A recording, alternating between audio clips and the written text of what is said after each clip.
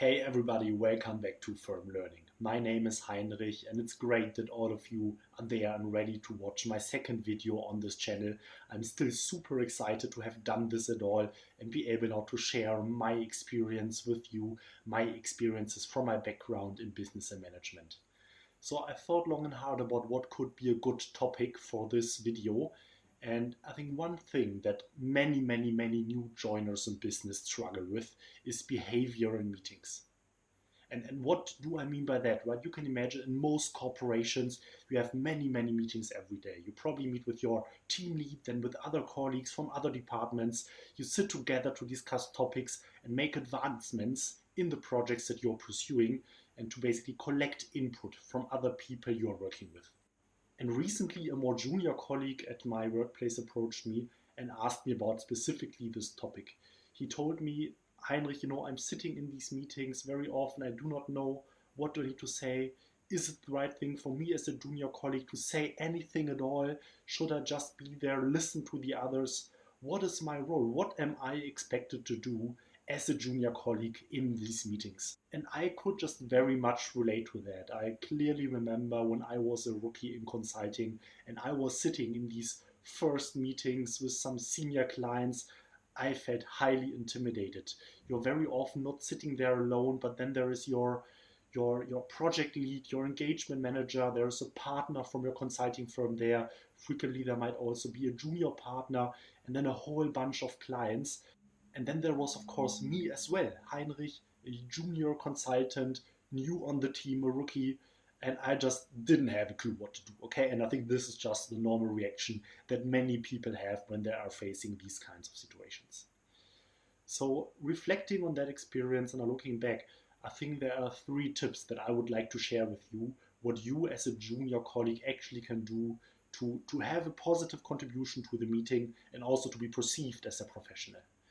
The first tip I'd like to give you is to really clarify with your team lead what your role is. Go to him and ask him, okay, we're having this meeting. I see that I'm part of the list of participants. What do you expect me to do? What is your role? What shall I do, right?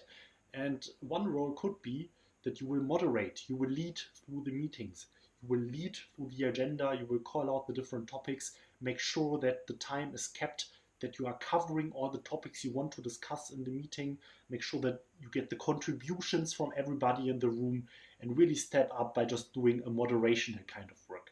This could be one role, but frequently this role is more for the more senior people in the room. Usually the organizer, the person who has invited to the meeting, he will usually like to take charge of the meeting and be able to do exactly this and just moderate the whole conversation. So what can you do? And my second tip actually would be that you can be the number guy, right? You can be the guy who knows all the facts and figures about the topics that you are discussing in the room. And this can relate to many things. So imagine you're in a sales meeting and you're discussing how are the different clients going. Maybe you're a key account manager and talking about all these things. And suddenly a question pops up, for instance, well, what revenue did we did last year in Asia Pacific or North America or in Europe with this client, right? Or what is the revenue of this country entity or of this local entity? What are these people doing and so on? And frequently these kinds of questions are not directly being answered by people in the room. People don't know the numbers by heart, maybe even though they should, but not everybody does. And then basically everybody's like, okay, yeah, let's move on.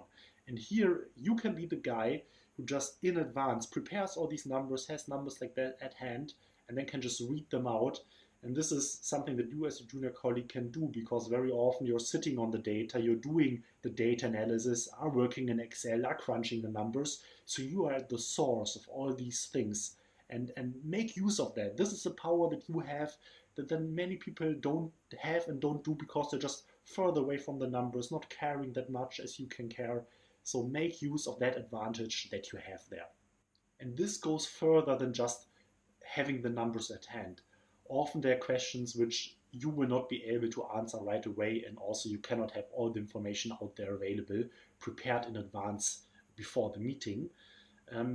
But you can be the one who looks it up, right? If there's a question come up, search for it. Look into your systems, look into your information systems, just pull the data, get it out, present it to the rest of the team, because this is then really a value that you can add to the conversation by adding data and then being able to directly pick up the discussion where this question was being asked, instead of somebody who needs to go back and then maybe later he can contribute or distribute the information to the group. My third tip would be to always push for clear next steps and implications that come out of the meeting. We all have been in these meetings where after hours and hours of discussion, actually nothing is really clear, nothing has been decided. It feels like a complete waste of time to everybody. So what can you as a junior colleague do in order to improve that experience for everybody?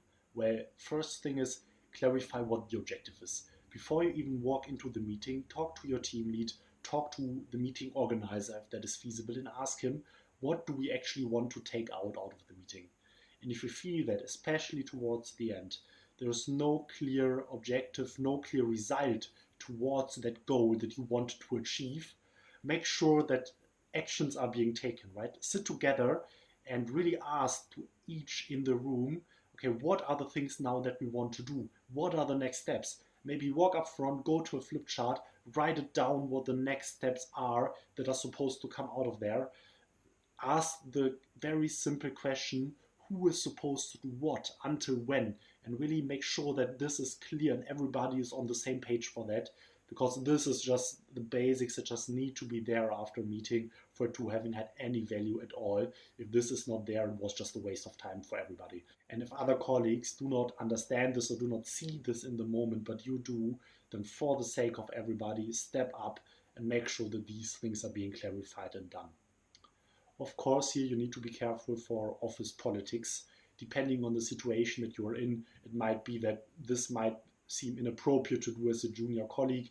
So here always also ask your team lead or other colleagues for feedback, or maybe in the very beginning observe how other people are behaving, just to make sure that you do not break with the kind of more implicit rules of the organizations, how different people are supposed to behave, especially based on tenure, and just what the expectations of the other people are, to not be basically seen as an idiot by the colleagues or just being seen as rude. This, of course, you should avoid. So yeah, I think 3 neat tips that are really crucial and important for you to be successful in meetings as a junior colleague.